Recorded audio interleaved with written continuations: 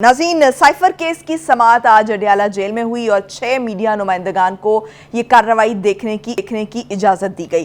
PTI के वकील जो बाबर आवान हैं, उन्होंने अदालत को बताया कि साबिक वज़ीर आज़म ये चाहते हैं कि अदालत जनरल बाजवा और अमरीकी सफ़ीर डोनाल्ड लू को तलब करे, क्योंकि साइफर केस में जनरल बाजवा ने डोनाल्ड लू के कहने पर सब किया।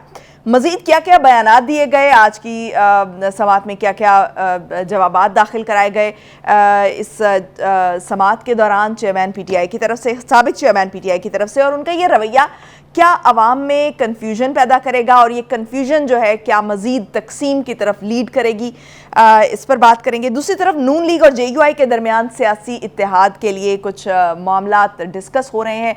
ये किस हद तक ये मामला तय पाए हैं, क्योंकि आज बड़ी अहम मुलाकात हुई है नवाज शरीफ और मौलाना फजल रहमान के दरमियान। क्या मामला तय पाए हैं या तय पाने जा रहे हैं, क्योंकि जो मौलाना फजल रहमान साहब हैं उनकी सदर बनने की देरीना ख्वाहिश जो है, जिसका वो अक्सर जिक्र करते रहते हैं, देखना यह है कि वो क्या पूरी हो पाएगी या नहीं हो पाएगी। दूसरी तरफ जो नून लीग के रहनुमा हैं, उनमें जो इख्तलाफात मंजर आम पर आ रहे हैं, उनकी क्या हकीकत है, इस पर भी बात करेंगे।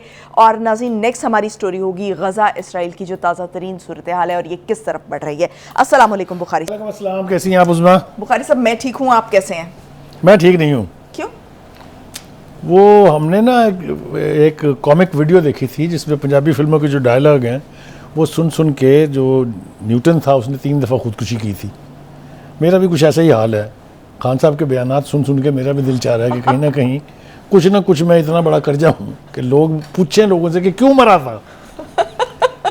हम जब मिलिट्री रिजीम्स के दौर में रहते थे तो एक इस्तिलाह होती थी CMLA, जिसका मतलब था चीफ मार्शल लॉ एडमिनिस्ट्रेटर। लेकिन हम जर्नलिस्ट जो हैं वो उसको सरकास्टिकली कहा करते थे कैंसिल माई लास्ट अनाउंसमेंट।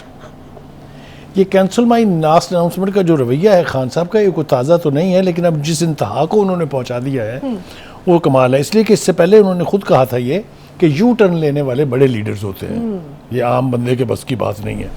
कोई बाहर का लीडर सुन ले तो मेरा ख्याल है सदमे से मर जाएगा इस इंटरप्रिटेशन के। लेकिन बहरहाल वो उनकी इंटरप्रिटेशन थी, वो समझते हैं ये बहुत यानी अज़मत वाली बात है, ये बहुत कोई काबिल इज़्ज़त बात है, तो उनके तहीं होगी। एक आम फहम आदमी इसको समझने से कासिर है। हैविंग सेड दिस, जब 9 मई हुआ तो आपको याद होगा कि अदालत के अंदर बैठे हुए खान साहब ने कहा था कि देखें, मैंने तो पहले भी वार्न किया था, अब दोबारा वार्न कर रहा हूँ कि अगर मुझे हाथ लगाया, अगर मुझे गिरफ्तार किया तो फिर यही होगा। याद है आपको? जी बिल्कुल याद है। फिर उसके बाद उन्होंने कहा कि नहीं नहीं नहीं नहीं नहीं, ये तो लोग एजेंसियों के थे, हमारे लोगों ने थोड़ी किया, ये तो मेरे लोग ही नहीं है। ये भी याद है। फिर आपको याद है उसने कहा कि मोहसिन नकवी ने कराया है सारा कुछ। ये भी याद है? बिल्कुल याद है। फिर उन्होंने कहा कि अब ये ताज़ा जो बयान आया है वो ये है कि ये 9 मई का सारा वाक़या तो नवाज शरीफ ने कराया है।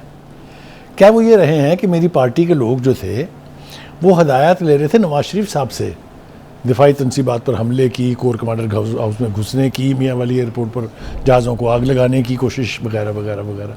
वो यार किधर जाएँ, किस बात का एतबार करें? आप मुझे खुद ही बताएं, एक आम फहम आदमी के तौर पे कितना ये कंफ्यूजिंग है। इसके ऊपर जो मरीम नवाज का ट्वीट आया है वो ज़ाहिर है मजाक उड़ाने के मुतरादिफ है।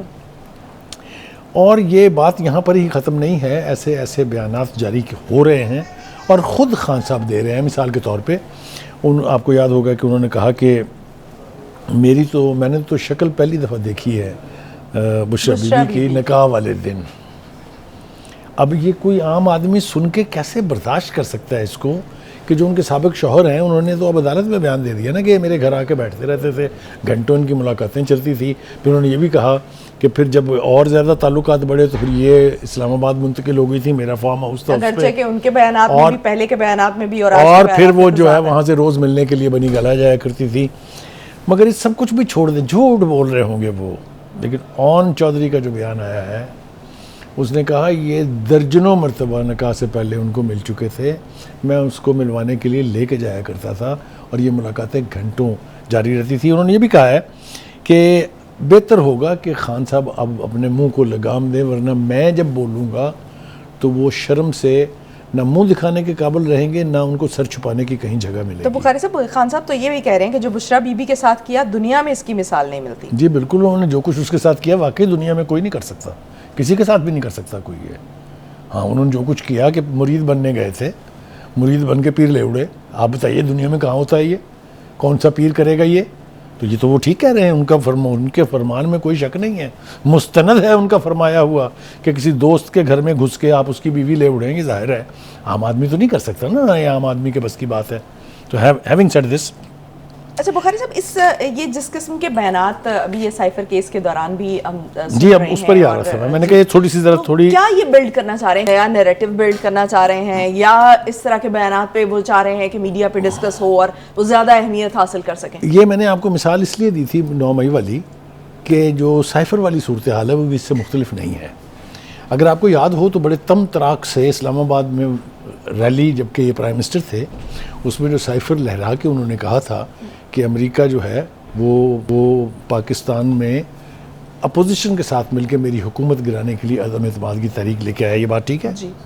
और नाम लिया था उन्होंने कि डोनाल्ड ट्रम्प साहब जो हैं उन्होंने अमेरिका का पैगाम भेजा है यहाँ कि आप इस बंदे को बाज कर लें वरना हम छोड़ेंगे नहीं इनको।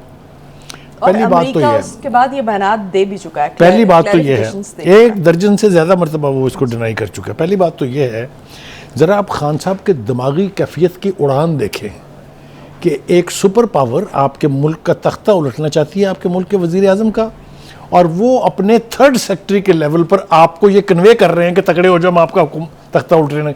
ये कहाँ होता है उस्मा, बताइए मुझे। जब मैं ये नहीं कह रहा कि अमेरिका ने हुकूमतें बदली नहीं है, पूरी तारीख भरी पड़ी है, उन्होंने कम से कम 20 मुल्कों की हुकूमतें पलटी हैं, लेकिन वो इस तरह होती हैं कि आपका 3rd सेक्रेटरी लेवल का बंदा आपके एम्बेसडर को कहे कि अपने प्राइम मिनिस्टर को बता दें हम लगे हैं कार्रवाई करने।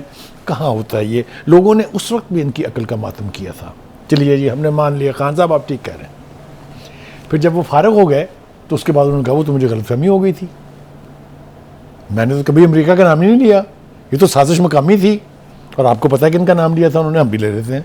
उनका ये साजिश तो की थी फैज़ हमीद ने और जनाब बाजवा ने मिलकर मेरे खिलाफ, याद है आपको? बिल्कुल याद है। और उसके बाद जब अमरीकी सफीर यहाँ पर आए तो उनसे मिले भी, KPK उनसे एक मुलाकात नहीं हुई, बल्कि PTI की पूरी लीडरशिप वेस्टर्न एम्बेसडर्स के घरों पे जाके उनके साथ मीटिंगें करती रही। खुद जो हजरत साहब हैं वो अमेरिकन एम्बेसडर से और अमेरिकन डेलीगेशन से मिले जी, ठीक है, और ये कहा कि ये सब कुछ गलतफहमी की बुनियाद पे था। मुझे उनका जुमला याद है, उन्होंने कहा now that thing is behind my back, cipher issue is behind my back. और फिर उन्होंने, यहीं नहीं ख़त्म हुई, फिर उन्होंने पब्लिक रिलेशन फर्म्स जो हैं उनसे मुआहदे किए कि हमारे ताल्लुकात इनसे ठीक कराएं। याद है आपको ये? अच्छा जी, चलिए ये हमने मान लिया।